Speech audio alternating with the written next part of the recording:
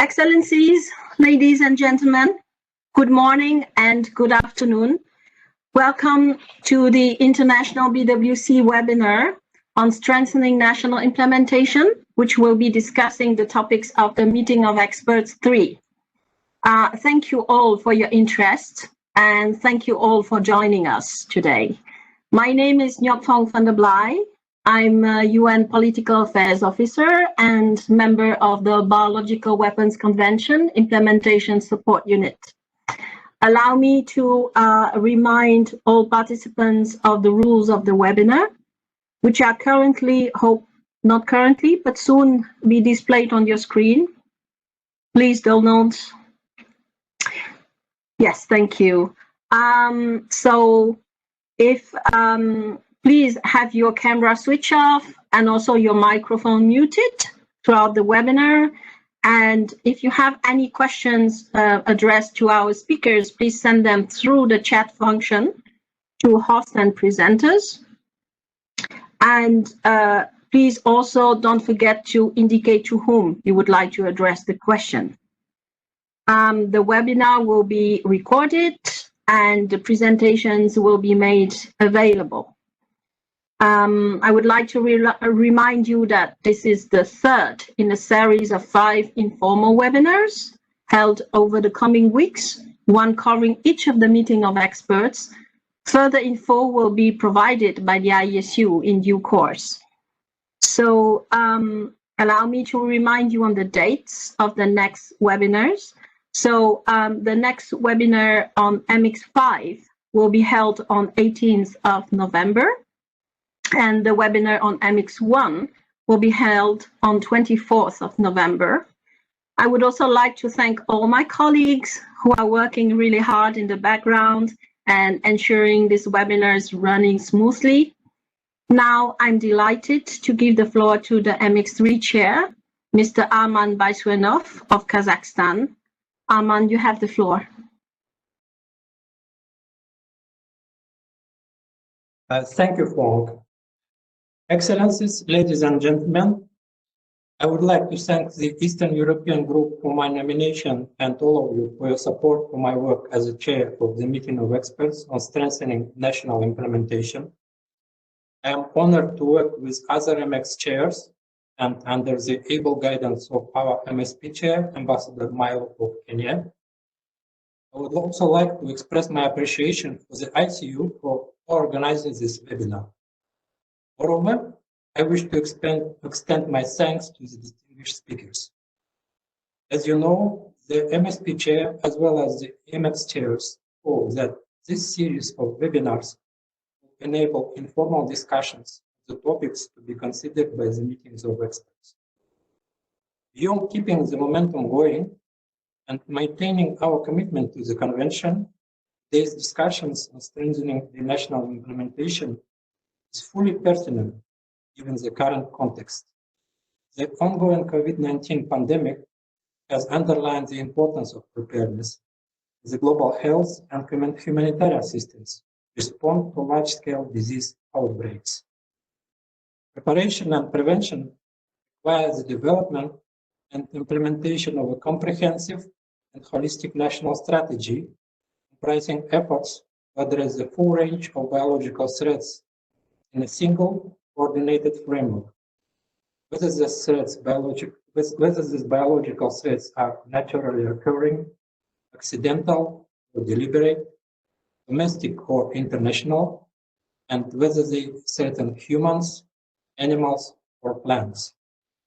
Prevention and preparedness also mean effective national biosafety and biosecurity measures. While the current crisis is of public health nature, it has impact on our community, as many of our national experts usually participate in the MXs are actually on the front line, directly fighting the pandemic. The current crisis will also impact our substantive discussions. As they did for the Ebola outbreak, BWC parties draw their lessons from the pandemic.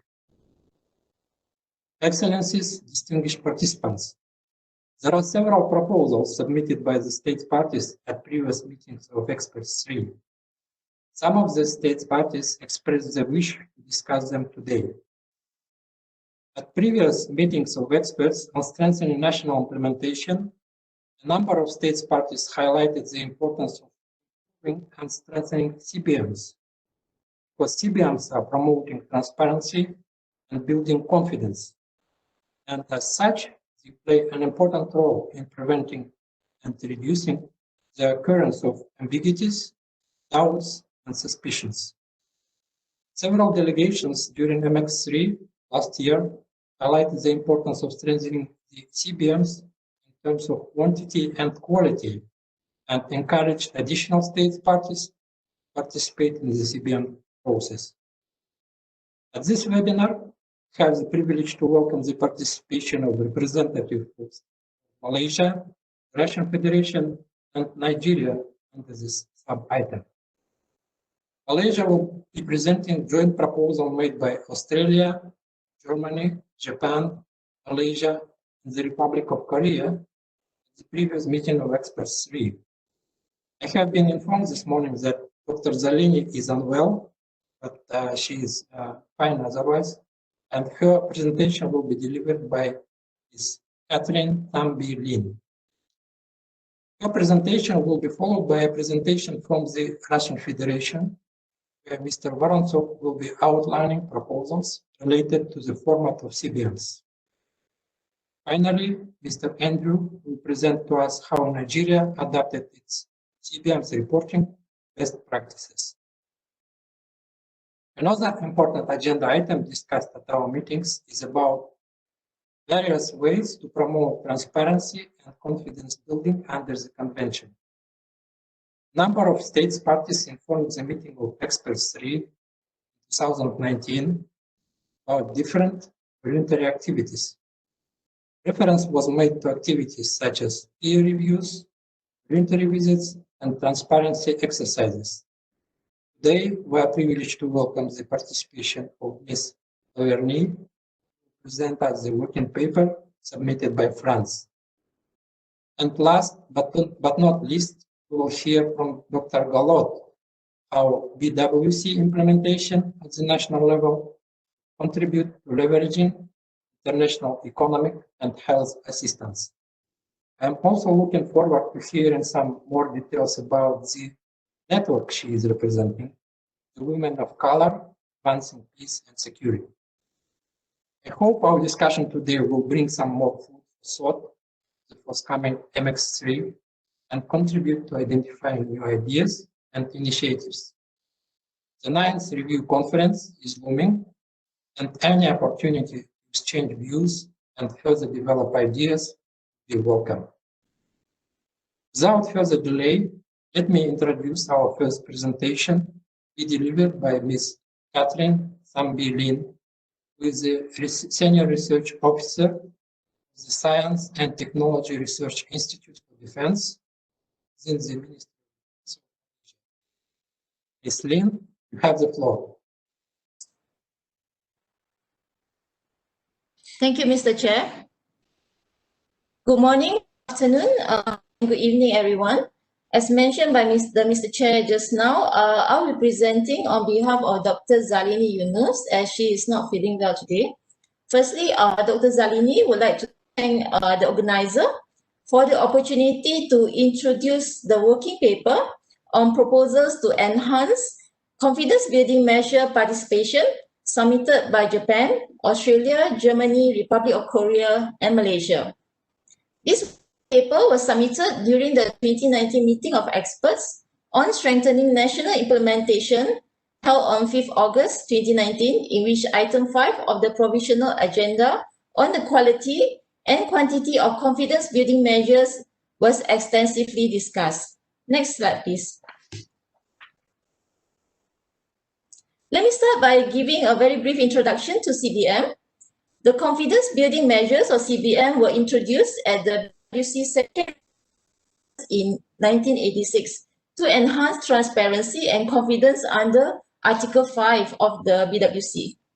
It was decided by consensus that the states parties are to implement, on the basis of mutual cooperation, the confidence building measures. The Confidence building measures are the only formal tool for parties to demonstrate their transparency and compliance with the BWC. And as mentioned by Mr. Chair just now, the CBM plays an important role in preventing and reducing the occurrence of ambiguities, doubts and suspicions among state parties, and also improve international cooperation to biological activities. Next slide, please.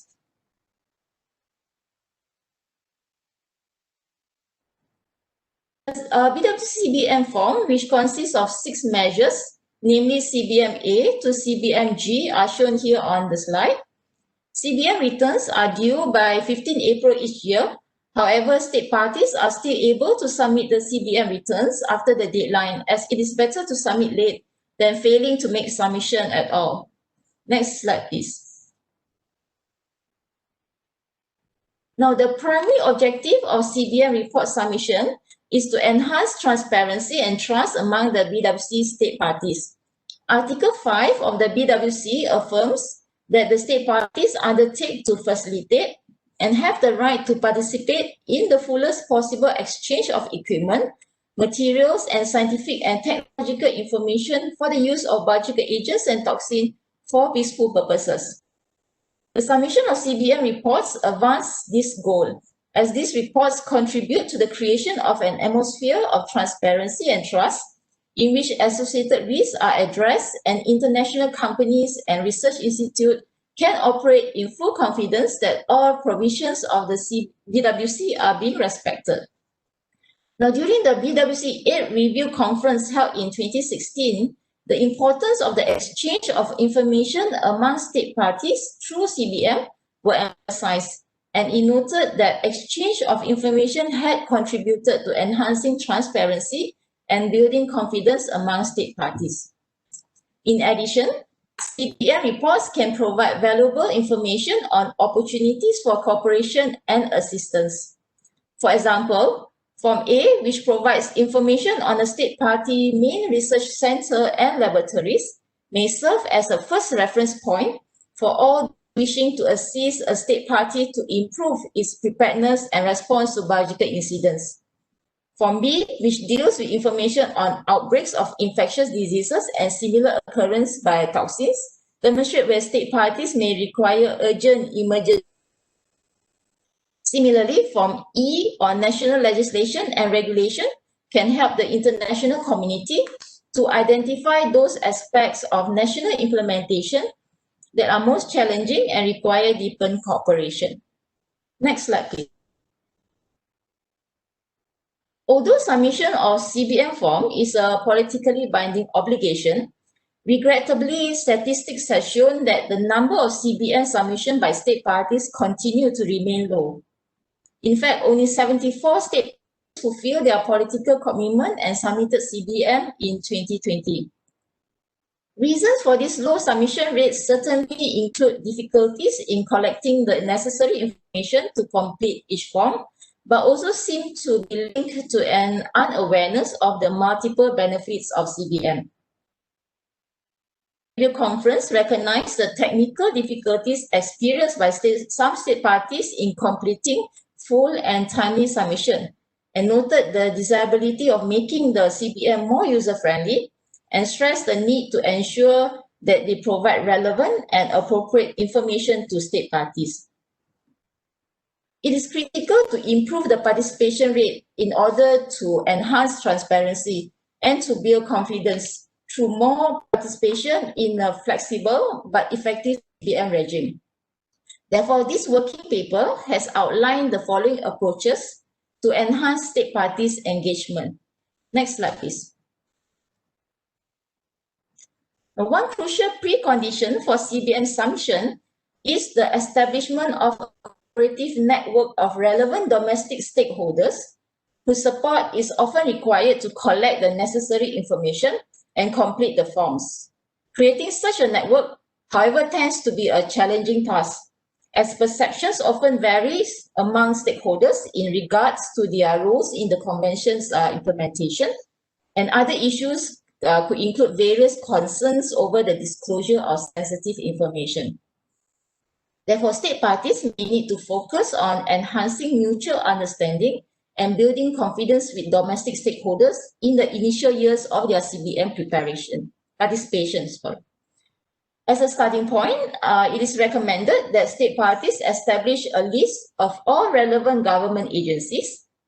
And in order to maintain the network among these relevant ministries, it is recommended that regular meetings with BWC focal points from other ministries are conducted to exchange views and reconfirm cooperation on CBM implementation. This meeting will provide opportunities for the focal points to share and learn from one another, as they are all involved in national implementation of the BWC, hold different levels of knowledge or expertise. This approach has shown to be an effective means to foster and maintain the necessary close linkages. And in addition to the state parties' own efforts, other state parties may have the opportunity to assist in involving domestic stakeholders in CBM implementation. For example, state parties that provide bilateral support in the field of biotechnology, health, agriculture, or safety legislation could include information on the BWC and more CBM in their program.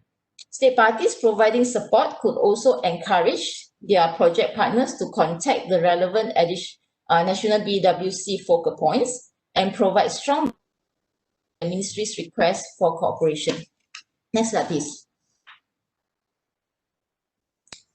Now, another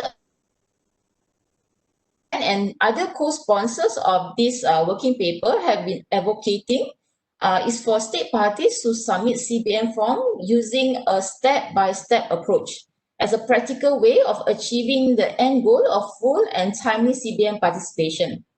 This approach would benefit state parties that have either never submitted a CBM report or have difficulties in completing annual forms due to reasons such as difficulties in coordination among relevant governments.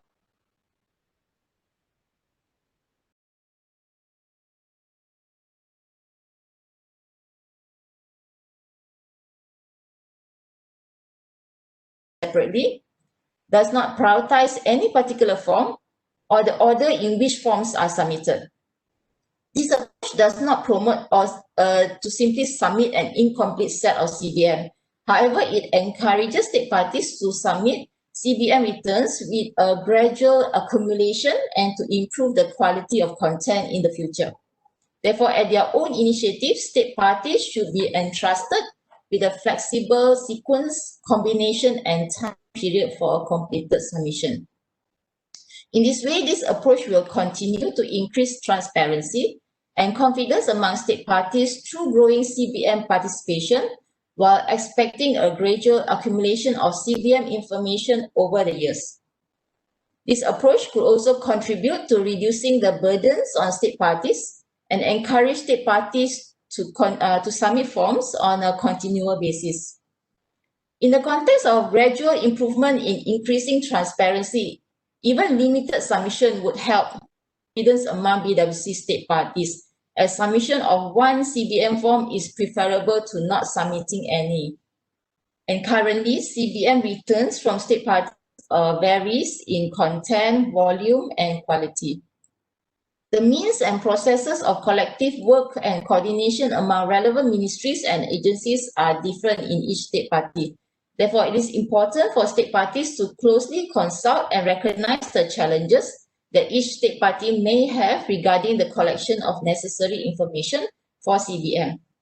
Sharing their situation with each other state parties could contribute to promoting confidence and transparency among state parties and enable other state parties that are in position to do so to provide adequate support. Next slide, please. In addition to the above suggestions, the electronic CBM submission platform, which was developed with the support of Germany and the European Union, could also further facilitate submission, as well as retrieval and analysis of CBM information by state parties. The electronic CBM platform enables consistent and user-friendly submission of CBM in all UN languages and also provides data visualization and search capabilities. Next slide, please. In addition, I would like to highlight a training program that was held from 22nd of September to the 1st of October this year, whereby the Implementation Support Unit of the BWC organized an online training course for Southeast Asian states parties on the national implementation of the BWC, specifically on CBM, for officials who have been nominated as national contact points responsible for the implementation of the BWC at the national level, as well as those experts who are in charge of the preparation and submission of CBM at national levels. The event was supported by the government of Japan through a voluntary contribution provided to the United Nations Office for Disarmament Affairs. The course provided practical information, skills, and guidance, and explained the roles and responsibilities of BWC national focal points, and also supported state parties in the region that required assistance to fill in their CBM form. The course also served as a forum for discussion, information exchange, and sharing of experiences among the participants, and also updated the national contact points on opportunities for cooperation and assistance under the BWC. Next slide, please. To conclude, the confidence building measures have played a great role in preventing or reducing the occurrence of ambiguities, doubts, and suspicions, and fostering trust and transparency among state parties. Although submission of CBM is a politically binding obligation, the number of participating state parties remains low. It is critical to improve the participation rate in order to enhance transparency and to build confidence through more participation in a flexible but effective CBM regime. Therefore, all state parties are encouraged to explore the ideas put forward in this working paper in order to make progress towards the goal of full and complete CBM participation. I thank you for your attention. Thank you, Mr. Lin, for your interesting presentation. I hope we will have time for a Q&A session at the end of our webinar. Now let us turn to another set of proposals also related to CBMs, this time presented by the Russian Federation.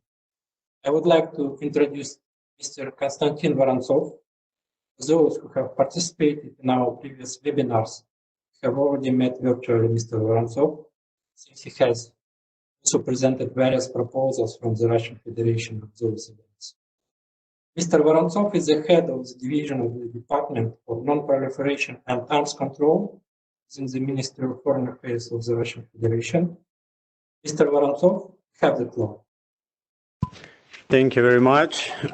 Good afternoon, everybody.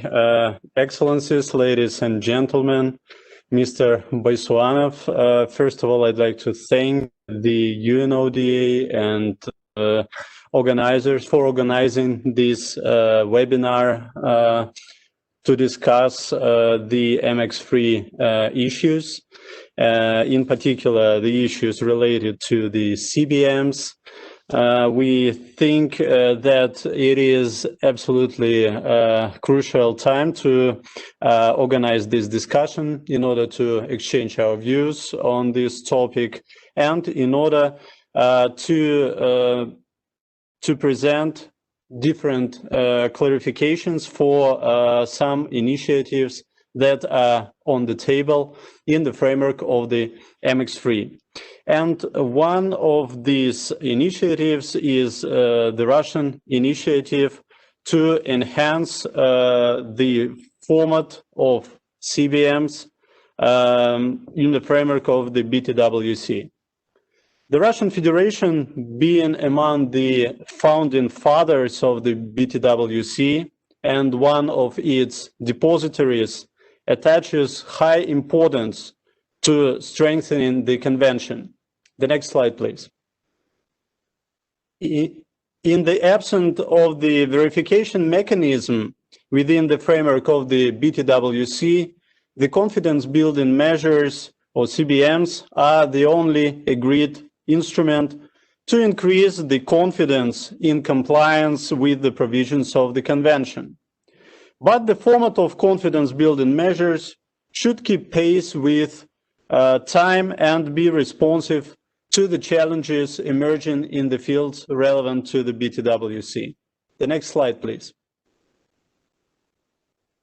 As we all know, a number of states parties to the convention carry out biomedical activity by military research units deployed outside of the national territory.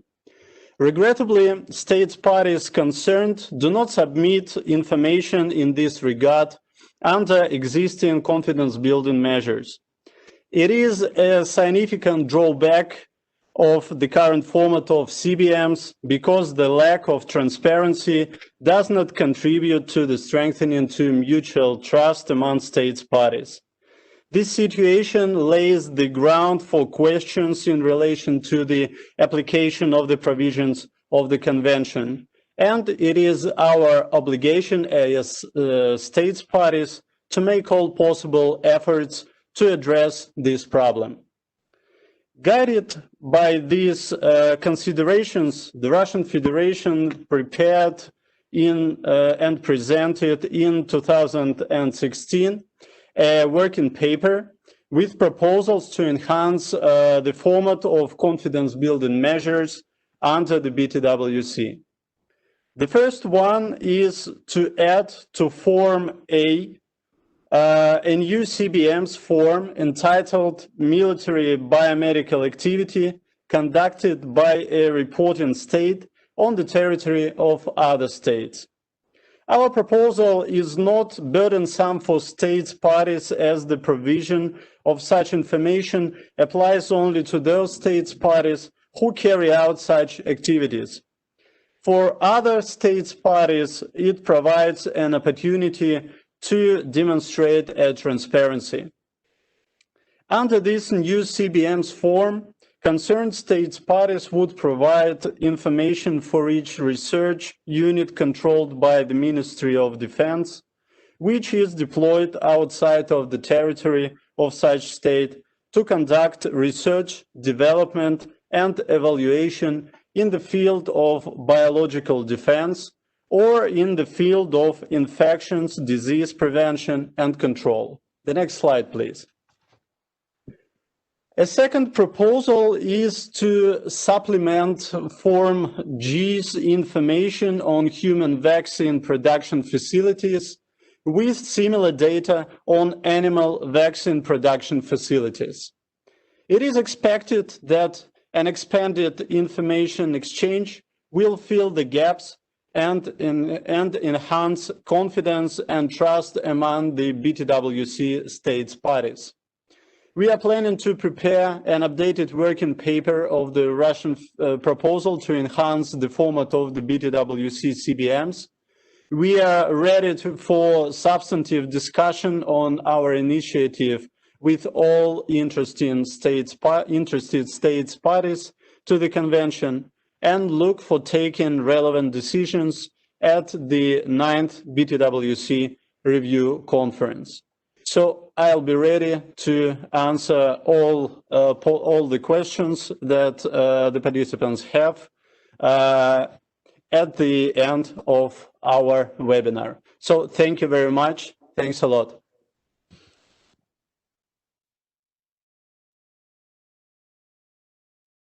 Many thanks for your presentation, Mr. Vorontsov. Without further delay, allow me to introduce the third speaker to present under the same sub-item related to CBMs. Mr. David Adejo Andrew is the Permanent Secretary and Chairman of the National Authority on Chemical and Biological Weapons Convention in Nigeria.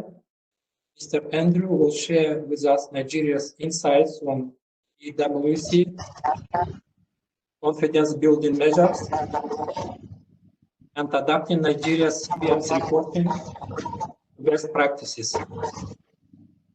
Mr. Andrew, you have the floor. Thank you very much, Mr. Chairman, and I say warm good morning and good afternoon to panelists and discussants as well as participants. Like has been explained by the chairman, I'm going to talk about how we want to adapt Nigeria's CBM reporting to best practices. And this is an outcome of our recent training and interaction with the implementation support unit of the BWC. So I want to take this opportunity to thank the ICU for their support in that training. I will not bother to go through the presentation outline, but just go straight to the next slide after presentation, please, after the outline. Next slide, please.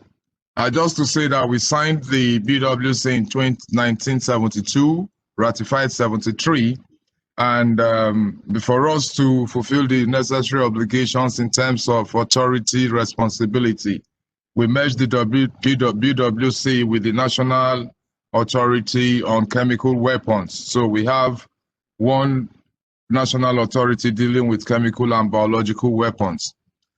To also give it that semblance of convening authority that cuts across all sectors, it was moved from the Ministry of Defense to the Office of the Secretary to the Government of the Federation.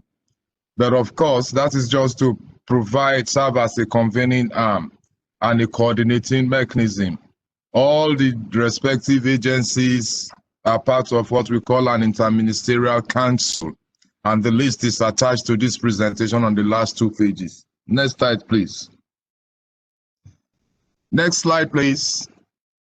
The National Authority for Chemical and Biological Weapons Convention, we oversee the fulfillment of the CBM declaration requirements, and we involve all the national stakeholders, including the relevant members of IMC.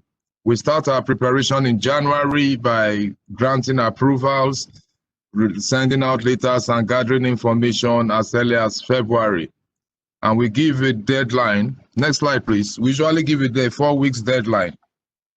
Next slide, please. We usually give a 4 weeks deadline for people to make their submissions. And for now, information we are filling are 4 parts of the CBN mechanism that's dealing with overall data on research centers and laboratories, dealing with exchange of information on infectious diseases, which we get mainly from the National Center of Diseases Control, as well as other medical institutions that deal with infectious diseases. Then of the declaration of legislation is what we do. We get information because it's national level legislation and regulations that bind BWC activities in the country. We also get information on vaccine facilities. The outbreak of the coronavirus has made this component very dynamic because up till now, Nigeria has only one recognized institution that has been designed to produce vaccine of any form. But with the coronavirus, retrofitting have taken place in 1 or 2 other agencies, like the National Institute of Pharmaceutical Research and Development. So these are new bodies that are coming up with mandates to work on developing vaccines and serving as regulatory agencies. Specifically, next slide, please. Next slide, please. What do we do in our recidivism film reforming? We gather information basically on, like I said, those 4 parts, and we've mentioned the different components which have been mentioned earlier too. Luckily, we've been able to submit 4 CBMs, but at least since 2018, we've been consistent, and we hope to be consistent on submitting on an annual basis as required. And why is the CBM important to Nigeria? Next slide, please. Basically, we're facing increasing threats of terrorism, like we know, because of our location, our landmass, our porous borders. We keep getting influx of terrorists, the ISIS, the form of the ISWAP, and we have an insurgency problem in the northeast. So for us, these people are known to use what are IEDs for now, but IEDs to be used.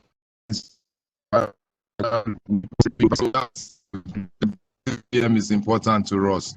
We also want to reemphasize our commitment that we are a key player to the Biological and Toxic Weapons Convention, and to assure members that Nigeria will continually be doing all it has to do to abide by whatever obligations we need to meet. And it's important for us to acquire new information and updates of the existing information on relevant sectors of the economy, especially those that border on security and biotechnology and the health of Nigerians, so that it helps in national development. Of course, it provides the importance of better engagement with various stakeholders is very important, because it gives you a good, better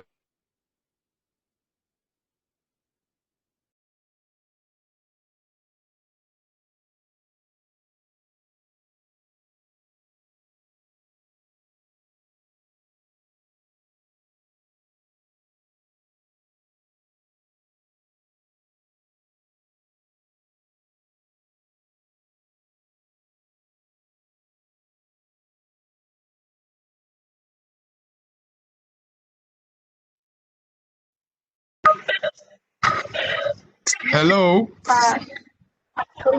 I think we just lost the connection with you for the last maybe 20 seconds.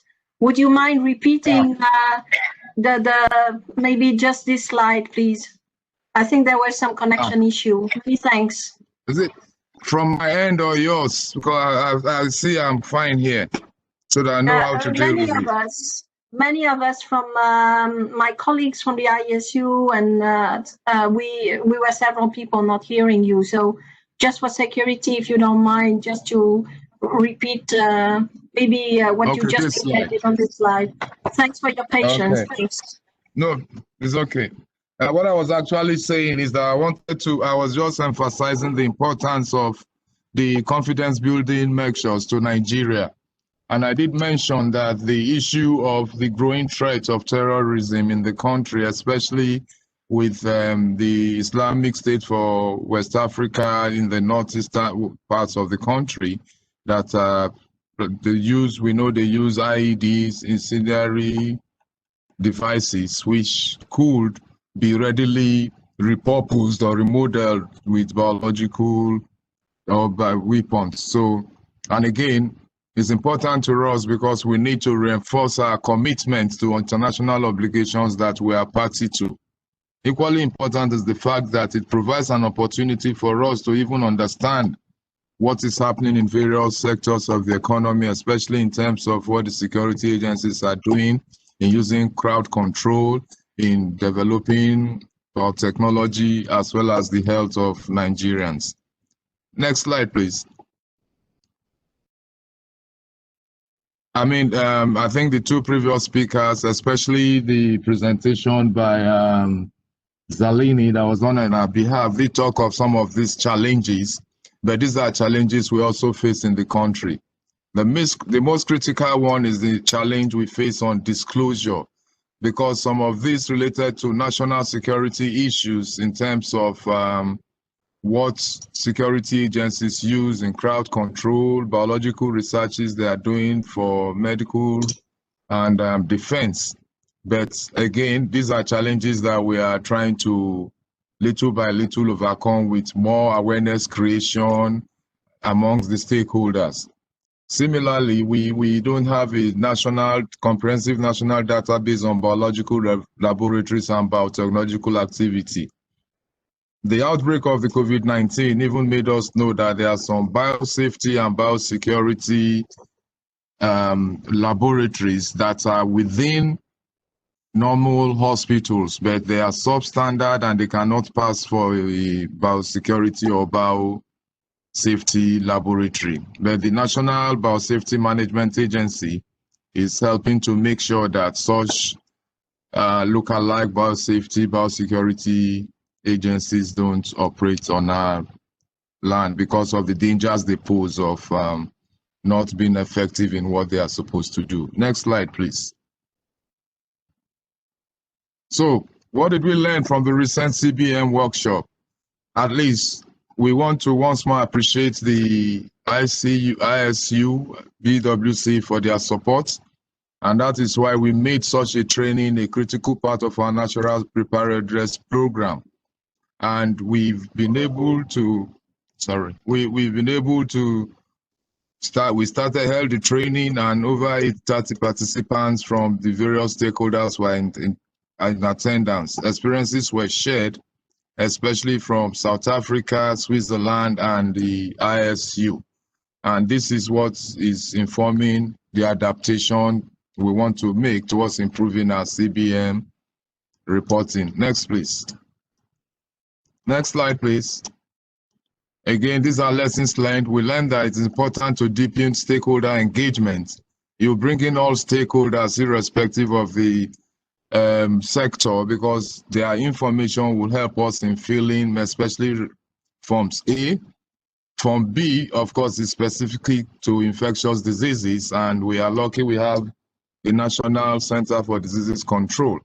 But of course, again, recent outbreaks show that beside the National Center for Disease Control, one or two agencies are also involved in gathering data that for one reason or the other don't find their way into the national database.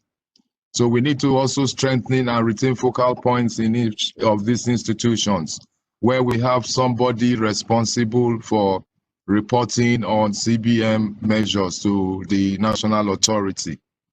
We are using the e-platform and we'll get proficient more in its use, but at least the recent training that was done had opened our eyes to it, and we plan to submit the 2021 CBM of Nigeria through the platform. Most importantly, we need to deepen awareness creation strategies within the country. Next, please. In conclusion, CBM, as has been agreed, remains the only formal tool for each member country to not convince anyway, to give confidence to all members that yes, they are doing things to make sure that we are guarded from this from the wrongful use of biological or threats to human existence. And our approach is that we'll make it inclusive in the country. And yes, I see you there. There was mentioned that participation in CBM reporting is low, as was mentioned, only 74 countries. But we encourage the ICU and UNODA to keep pushing, and with time, the participation will increase because countries are facing different challenges. And with your support, most countries will be able to overcome those challenges. I think on that note, I want to say thank you very much for this opportunity and to refer you to the list of members of the Interministerial Committee of the Chemical and Biological Weapons Convention, as well as our reporting areas in all that was reported from A to G. Thank you very much, and we appreciate this opportunity.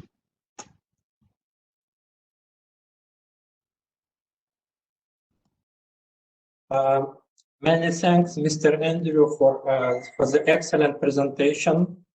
Sorry for a small technical problem. Now let's move to another important sub-item, various ways to promote transparency and confidence building under the convention. Allow me to introduce Ms. Stéphanie Lavernier, who will be presenting a working paper entitled An Exchange Platform for Voluntary Transparency Exercises, a French proposal for the EWC. Ms. Lavernier is Deputy Head of the Arms Control Department within the Ministry of Foreign Affairs of France.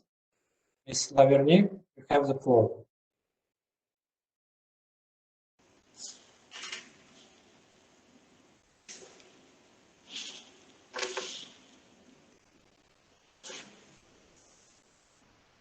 Thank you, Chair. Can you hear me? Yes, we can. Thanks. Thank you. Thank you.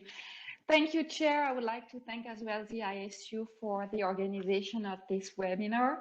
Good morning to all participants. I am very pleased to present the French proposal related to the creation of an exchange platform for voluntary transparency exercise. Next slide, please. This proposal follows on previous initiatives supported by France in order to strengthen the implementation of the BTWC, to promote transparency and to build confidence among state parties.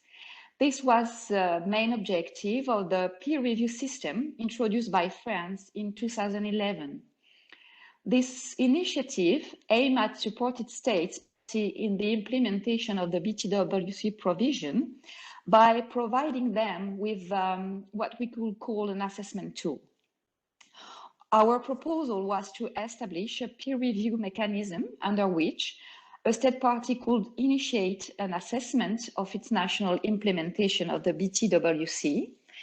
This will be done by national experts appointed by third state parties and representative of the ISU, and it will be based on country visit and could lead to the publication of an assessment mission report. This type of mechanism has proved to be relevant and efficient in other fora. Established under the BTWC, such a mechanism would help to enhance national implementation of the Convention by allowing effective action to be taken on the basis of the common understandings reached during the intersessional process, and will contribute to their implementation through mutual assessment. It would also enhance confidence among state parties by helping allay any doubt that states might have concerning non-compliance with the Convention, and by creating an environment that is more conducive to international cooperation. Other speakers, previous speakers already talk about the necessity to create an atmosphere of trust, and this was the objective of this peer review mechanism. And the voluntary nature of the mechanism would ensure respect for national sovereignty. The states concerned will be involved in every stage of the process. Each assessment will be undertaken upon their request, and they will be the ones to decide as to the publication of the assessment report, as well in respect of any follow-up action. Next slide, please. Following the launch of this initiative, France hosted a peer review pilot exercise in Paris in December 2013. Around 10 experts from Germany, Canada, China, the United States, India, Iraq, Morocco, Mexico, the United Kingdom, and Switzerland were invited to take part in this exercise, which included presentations and visits to two sites, the Pasteur Institute and the National Laboratory for Animal Health in Maisons-Alfort. The goal of this exercise was to demonstrate the feasibility of a peer review mechanism under the BTWC and to dispel possible concerns. This exercise was focused on the national system of biosafety and biosecurity, the national export control system as well, and the awareness raising policy. A report on this pilot exercise was made public. Since then, 50 states parties have engaged in voluntary transparency exercise. They brought together 35 countries from all regional groups. For instance, Canada, Switzerland, and the Czech Republic presented a compliance assessment pilot under which national implementation systems were examined through writing submission. Belgium, Luxembourg, and the Netherlands conducted a peer review exercise among themselves based on written consultation and on-site visits. Germany also conducted a peer review exercise in August 2016, providing information to a team of international experts from 19 countries. Spain, Chile, and many other states launched as well a series of voluntary visits or assessment type exercise. So it should be noted that since France first launched this discussion on the matter of voluntary transparency exercise, we have come a long way. This dynamic must be sustained. This is the main objective of our new initiative. It aims at maintaining the momentum by providing a framework to interested states. Next slide, please. Before I go into further details, I would like to emphasize that such mechanism cannot be seen as a guarantee for full and effective implementation of the Convention. In this sense, voluntary transparency exercises are not aimed at replacing the verification protocol that was not adopted in 2001. These voluntary measures must be seen as confidence-building measures, aim at improving national implementation, share best practices and experiences, exchange information on their respective national legislation, on national institution, on national procedure related to biosafety or biosecurity. It also provides us with the opportunity to pave the way for greater international, regional, and bilateral cooperation by identifying key areas where assistance and cooperation in capacity building may be needed, while fully respecting national sovereignty. Next slide, please. In concrete terms, France proposes to establish an exchange platform for voluntary transparency exercises. This platform will allow us to strengthen the implementation of the BTWC and in particular support national implementation efforts, discuss and exchange information and best practices on previous and future voluntary exercises envisaged by state parties, create as well a compendium of all transparency exercises conducted so far, which will be regularly updated and submitted as a BTWC working paper. And finally, to identify potential needs for assistance and cooperation, including reusable in the implementation of Article 10 of the BTWC. In our views, this platform could constitute a flexible framework available for those states interested in such an initiative, but would in no way constitute a standard or a rigid framework. This initiative will be conceived as a tool to facilitate and accompany national voluntary initiatives to organize transparency exercises and to organize and speed up transparency measures. States will obviously remain free to organize and manage transparency measures the way they see fit. Next slide, please. Finally, I would like to highlight that a tailored approach within such exercises is suitable in a way to enhance win-win cooperation and create a room for confidence building. At the way forward, France proposes to launch this exchange platform during a meeting, which will be organized on the margins of a BTWC meeting when the concept will be ripe. This meeting will be open to all state parties and civil society. It should include presentation on some exercises recently carried out by other states parties. I thank you.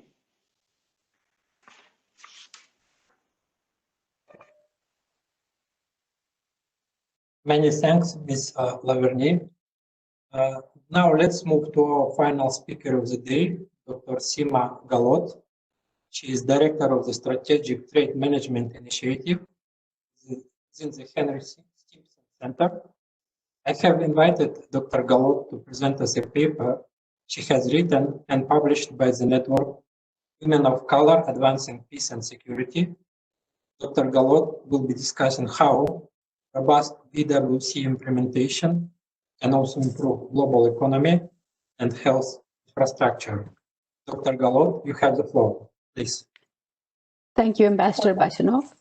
Thank you to BWC Implementation Support Unit and ODA Geneva for inviting me. I'm representing two organizations today. One is a think tank I work with, Stimson Center, and the other is WCAPS, an organization that I'm proud to be associated with as a member. I'll introduce these two organizations briefly, WCAPS first and then Stimson, and then provide you my analysis and recommendations. These zoom out and place CVM reporting within the broader dimension of global economic assistance and health infrastructure building that's happening now. Next, please. So there is a lot of information in this presentation about WCAPS. I'm not going to read every slide, but I would request the organizers to share the PowerPoint with the interested audience. Women of Color Advancing Peace and Security. They work for the professional development of women of color, and it does so by drawing a very clear link between good public policy and the inclusion of women, especially women of color, in the making and execution of that policy. Next, please. Since its establishment in 2017, WCAPS has grown. We now have 3 chapters in the US and 3 outside of the US. The mission is to build a pipeline of experience and make that pipeline accessible to any organization that seeks women of color as experts to fulfill a variety of roles in their programs and activities. Next, please. WCAPS was founded by Ambassador Bonnie Jenkins. She is almost single-handedly responsible for nurturing this organization from its conception to growth. As you can see from her resume, she has deep experience in public service and expertise in international security issues. She has brought that to bear on very practical programming in WCAPS. Next, please. You can see here that WCAPS works with a number of working groups. Women of color volunteer their time and effort to nurture research, discussion, and debate among professionals and non-professionals alike. Next, please. This is an example of how one of the working groups, the CBRN Policy Working Group, works. I'm a part of this. Our members range from scholars and experts to students and activists. We spread awareness and encourage debate on technical aspects related to CBRN security. The idea is to provide a gender as well as a cultural lens on these issues and prepare a pipeline of experts who bring diverse viewpoints. Next, please. There are several ways of deepening the pipeline. Publications are one of these ways. My being here is a perfect example. This publication, published last month, was made available to the organizers of this meeting. My article appeared to them to be relevant for this meeting, and here I am talking about my perspective. Next, please. Here are some of the other things that WCAPS does to nurture the expertise of women of color. It's a very practically focused group of women who want to ensure that their expertise is cultivated, honed, and then presented to the global community for inclusion in policy framing and policy implementation at local, national, regional, and international levels. The contact information is here. I hope those of you who are interested will look at it and find out more about what WCAPS does. Next, please. Now a little bit about the organization I work in, the Stimson Center. We like to call ourselves a think and do tank. We do not just identify and admire problems. We try to understand the root causes and then develop practitioner-oriented tools. I have examples of the larger TTS program. We don't just identify kinds of threats emerging technologies pose for CBRN security. We also examine how these technologies can be used to solve CBRN security problems, such as the use of blockchain or DLT for enhancing supply chain security. STMI's research and activities focus on problems of suboptimal governance and the possible security challenges caused by such lapses. The focus here is not to blame, but to find ways of strengthening governance by working with relevant stakeholders to improve understanding of international mandates, especially their implications for national economy and security among government officials and among companies, because they are the ones who bear the burden of implementing these mandates on the ground as part of their day-to-day responsibilities. Next, please. So now to the topic of my presentation. My broad point is that international assistance, whether aimed at economic recovery or improving health infrastructure, could and should be linked to clarifying national guidance on implementing various aspects of the BWC. The international community, currently focused on economic recovery and reinvigorating international trade, should prioritize assisting developing countries on healthcare. And this should not be just in the distribution of vaccines, but ensuring a basic health infrastructure that enables COVID-19 tracking, testing, treatments, and medicines for non-COVID-19 conditions that render their population vulnerable to COVID-19. The same assistance should include ground-level institutional infrastructure on collecting and reporting data requested under BWC Article 10. Specifically, we need to assist countries, especially those in the Global South, in understanding why and how establishing national mechanisms for collecting, collating, and reporting on Article 10 activities will help them be recognized as a trusted partner in global supply chains. This includes reporting on disease surveillance, on national regulations and guidance relating to accounting and security of pathogens, and on standards of safety and security at bioresearch centers. Next, please. So when I was looking at this data from an armchair analyst perspective, it would be inexplicable why countries do not report on these things that I just spoke about. As you can see, during the time Ebola and Zika pandemics were raging, only a total of 51 countries reported every year. This problem you've already heard from previous speakers. We'll look at it from another perspective. Next, please. So this is a rather busy slide, but it's based on the data from the ISU. Between 2017 and 2019, the most recent years, we see that the maximum number of countries that have reported anything remains between 68 and 78. In all cases, we see a slight increase over the years by maybe 3 or 4 countries who have started reporting on specific aspects of Article 10. It's important to note that number of countries who had nothing to declare or nothing new to declare remains consistently higher in each category, almost 40 to 50% more than declarations. And this is true even for legislation and publication and promotion of the use of knowledge, things that you would expect would be happening in countries regardless of BWC requirements. Next, please. So the obvious question is why low rates of reporting? And several logical answers are available. You've also heard them in previous presentations. So starting from the left, it's possible that none of the reporting categories are relevant to 100+ countries that are not reporting. But I suspect this is not true. So the next 3 reasons might be the cause. Each of these reasons represents national level issues. They have to do with perception, priority, or technological issues. The last one, I believe, is now increasingly surmountable. You've heard Ms. Tam's presentation on the excellent eCBM website and the detailed guides and that the ISU has made available. These actually have examples of submissions from other countries. And now the training for POCs. All of this should allow more governments to report any data that they have collected.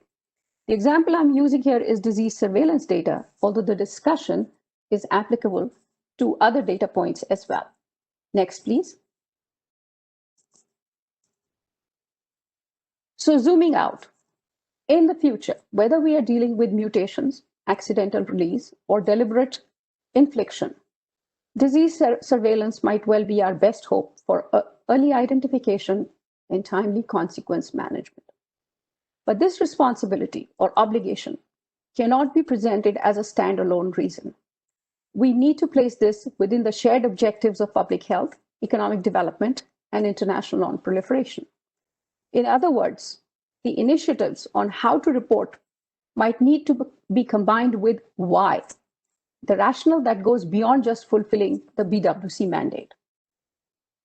For instance, disease surveillance and reporting mechanisms at the national level have to be made part of economic assistance packages on public health.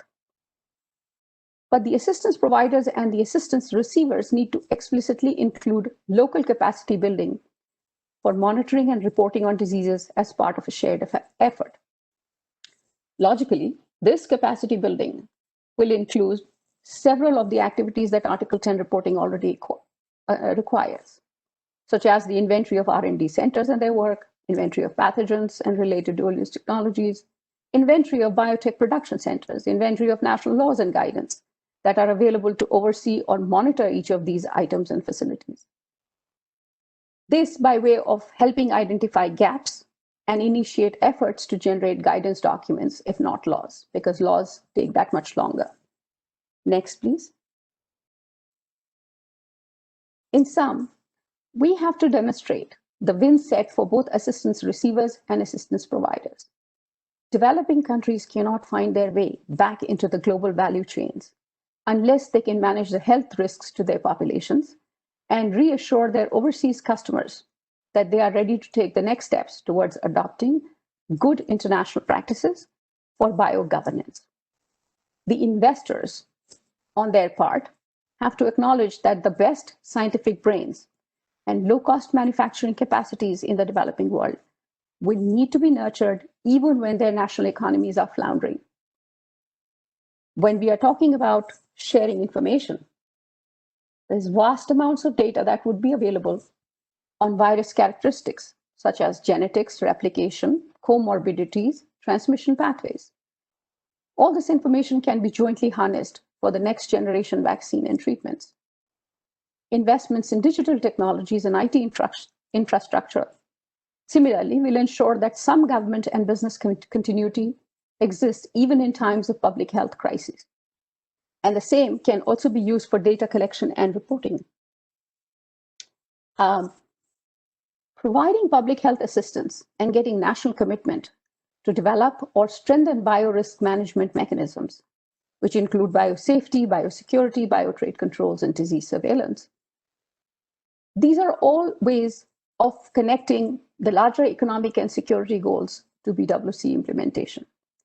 This is just one example of how we can think creatively about linking economic and technical assistance to international mandates on biorisk management and achieve multiple goals in the process, which could be sustaining economies, maintaining supply chains, building subnational structures for gathering information on public health, and also strengthening national mechanisms for reporting and pooling of this information to meet international treaty obligations. Thank you.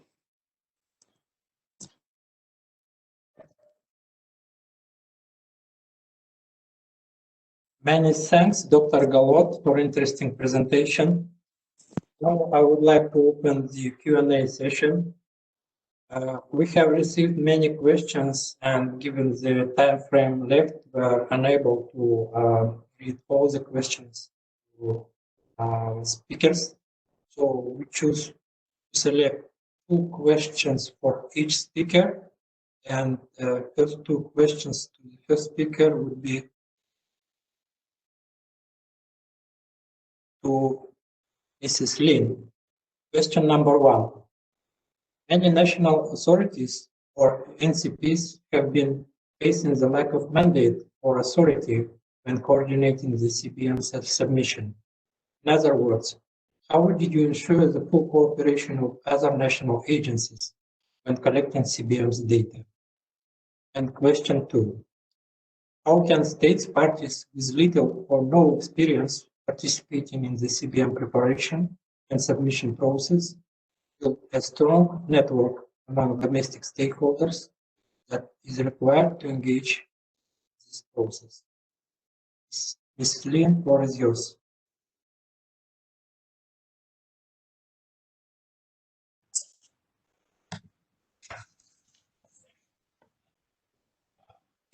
Thank you, Mr. Chair.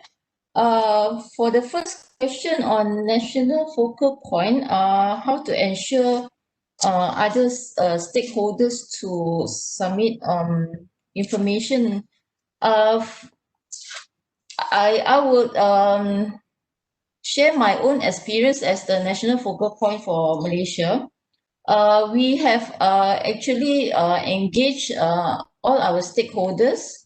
We have conducted seminars as well as outreach program to all our stakeholders to explain the importance of CBM, and also to actually we also had a seminar in 2018 which was supported by ISU BWC, whereby we invited all our stakeholders to explain each CBM form and how to fill up the form, what information that is needed, and we actually from that seminar we created or developed our own national CBM form, whereby we simplify it based on the international form. And also we outreach to all our stakeholders to explain what is needed and also why is it needed, all the information. So from 2018 until now, in 2 years' time, we actually saw some improvement whereby the quality of the data that was submitted has actually improved. So before that, we actually did not get much good information, but from 2018 onwards, we actually saw some improvement. So I think it's important that we engage, we do some outreach to our stakeholders to explain to them, and also I find it's important that also to have annual meetings with our stakeholders, whereby in Malaysia we as the technical agency for BWC in Malaysia, we the Ministry of Defence, we have annual meetings with all our stakeholders, and also to discuss on BWC implementation and also CBM. I'm sorry about the second question that I did not get that.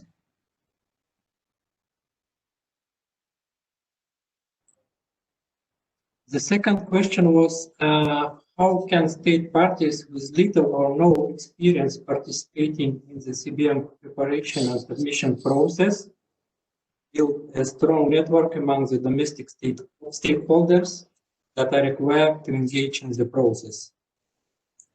Okay, thank you.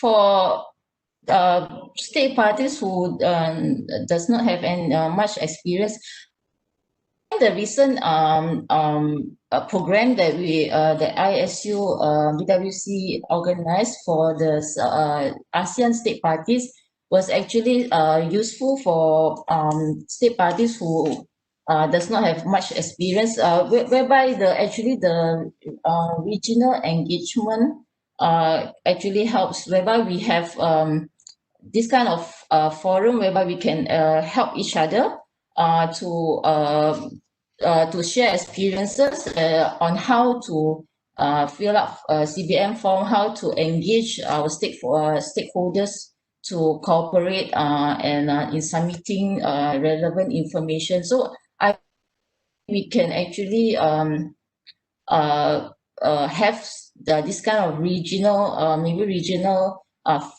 platform to share experiences. As well as I believe that ISU do have some kind of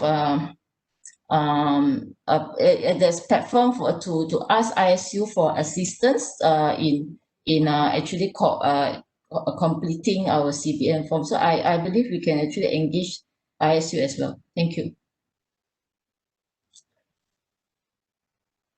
Thank you, Mr. Lian. Following two questions are from Mr. Vorontsov. First question. While the proposal of the Russian Federation aims at improving the quality of CBM's submission, do you think that proposal may also have positive impact on the quantity of submissions? And question number two. Regarding the proposal to add to Form A new CBM form entitled Military Biomedical Activity Conducted by a Reporting State on the territory of other states. The question is, so the reporting state is the one that conducted military biomedical activity. What would be the reporting role of other states in which territory the military biomedical activity has taken place? Mr. Vorontsov, floor is yours. Thank you very much for these questions. I'd like to answer to both, I think, simultaneously.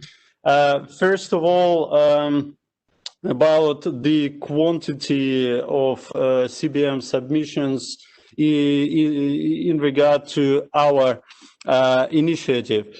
So we think that this initiative could also provoke the increase in the quantity of CBM submissions as well, because as I said in our presentation, there are some states parties that are conducting these kind of activities outside their national territory, and we think that these state parties would share the information about these activities for the sake of trust, transparency, and confidence building in the framework of the BTWC.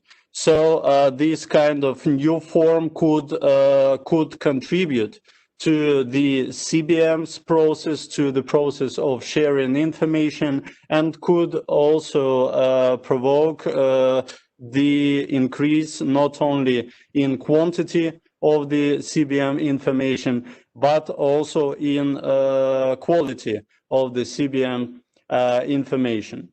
What about the second question about the states parties that would contribute to sharing the information in the framework of these new CBM forms?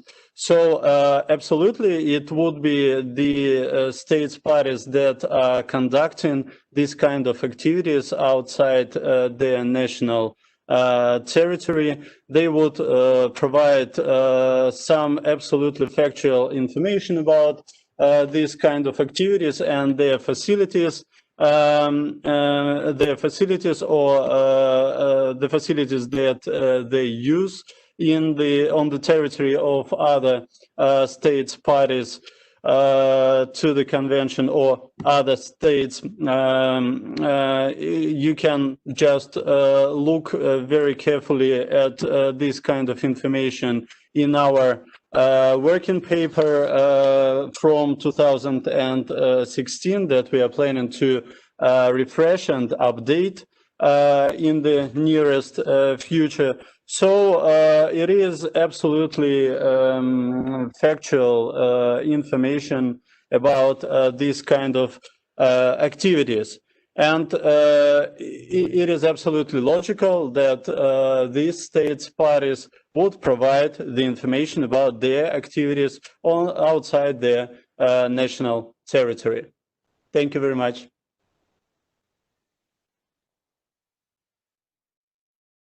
Thank you, Mr. Vorontov. Next, two questions to Mr.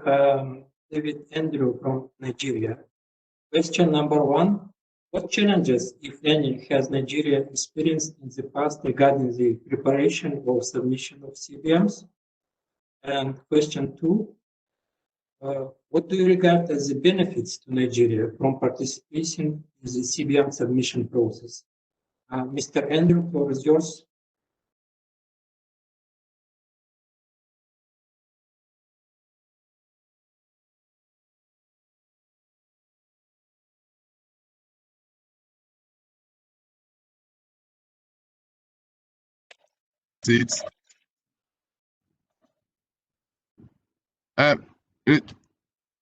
Mr. Aman?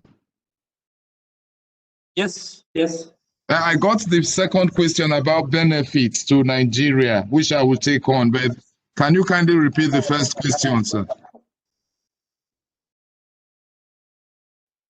Sure. The first question was, what challenges, if any, has Nigeria experienced in the past regarding the preparation or submission of CBMs?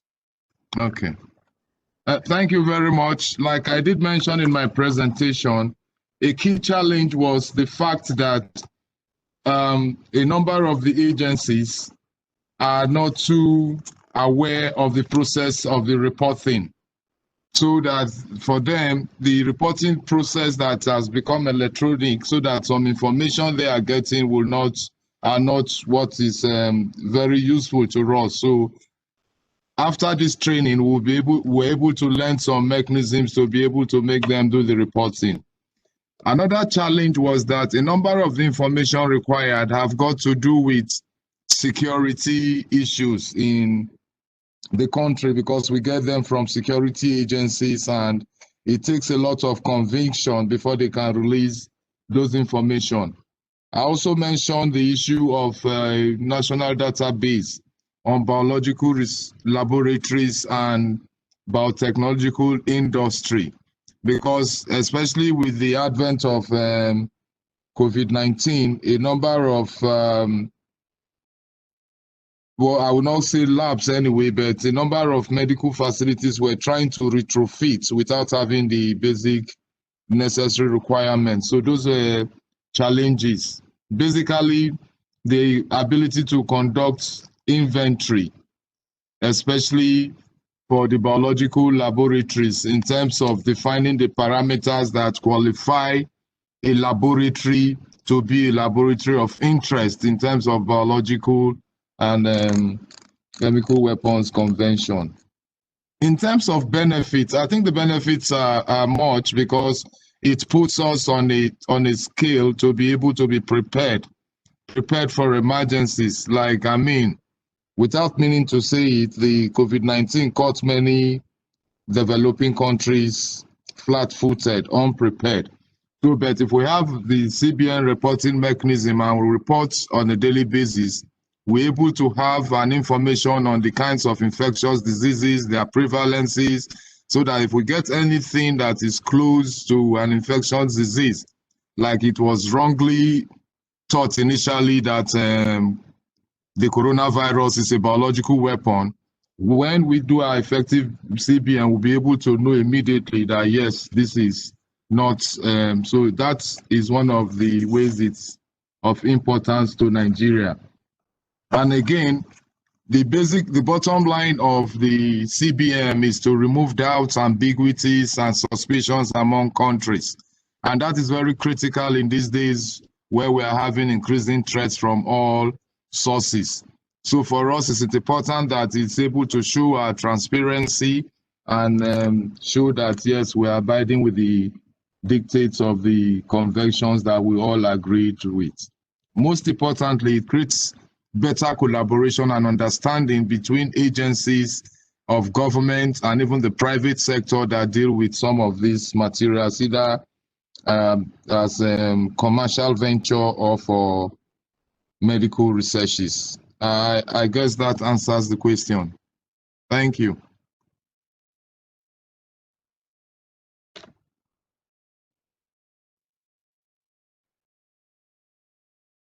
Thank you, Mr. Andrew, for your reply.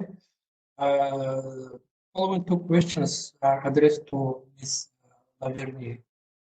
Question one: in a world currently facing financial crisis, how heavy are costs to run such transparency exercises? How could developing state parties find resources to fund these exercises? And question two: such exercises require the engagement of many states parties. What coordination challenges did you face when organizing such exercises? Ms. Lavernier, floor is yours, please.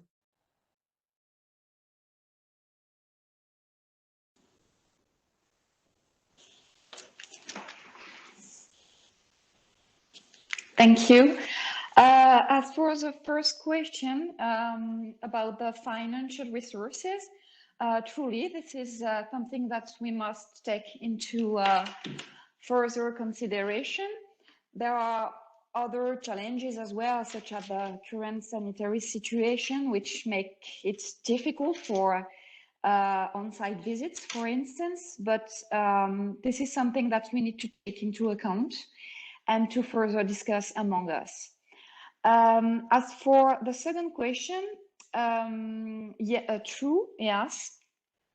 We need to be in a position to coordinate each other to implement such exercises.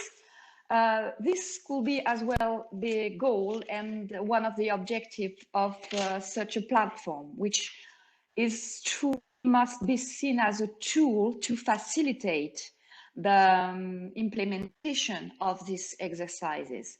So again, there is a matter for reflection here to try to design this platform in a way that we will be able to enhance the coordination between participating states to this kind of exercise.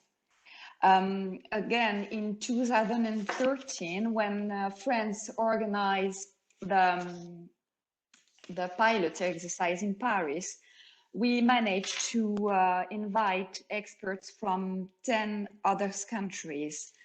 And so this demonstrates the feasibility of conducting such on-site visits with several state parties. But again, this is something that we can take into consideration while designing the future platform. Thank you. Thank you, Ms. Lavergne, for your reply. Two questions to Dr. Sima Galot. Question one.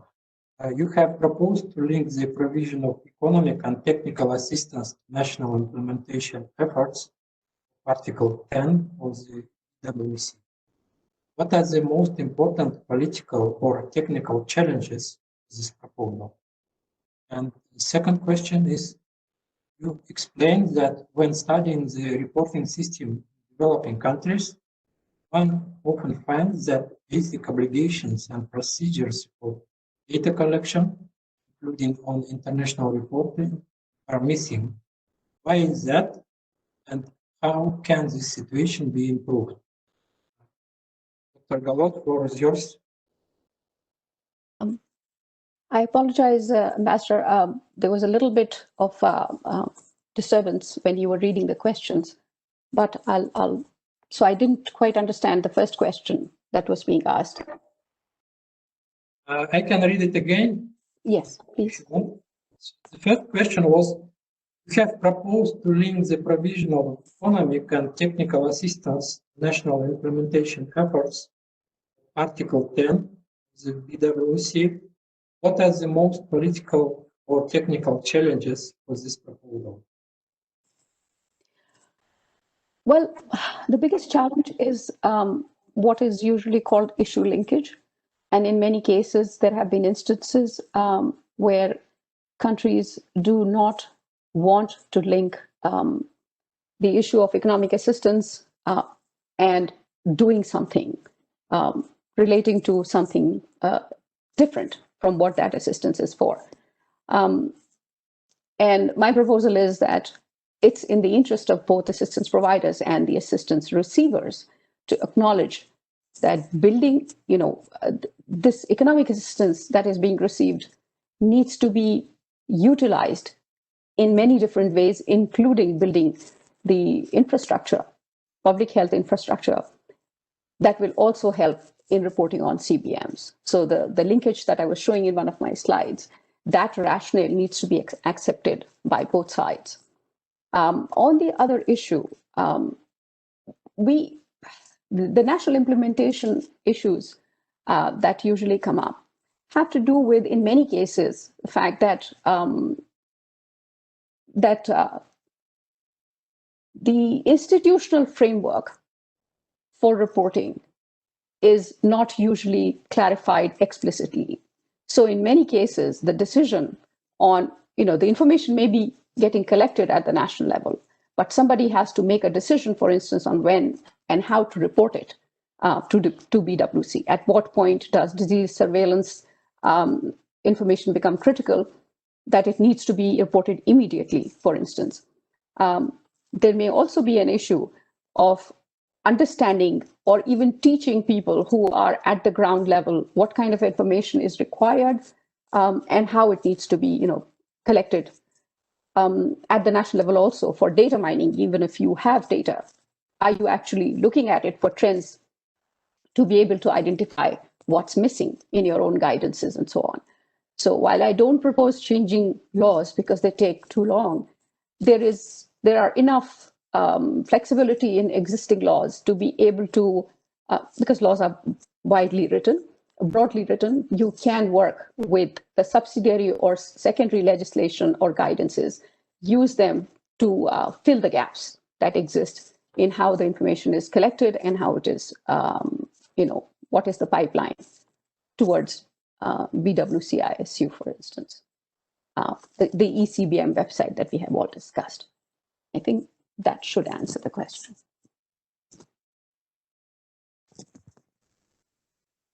Thank you, Dr. Galot. We are finishing almost in time.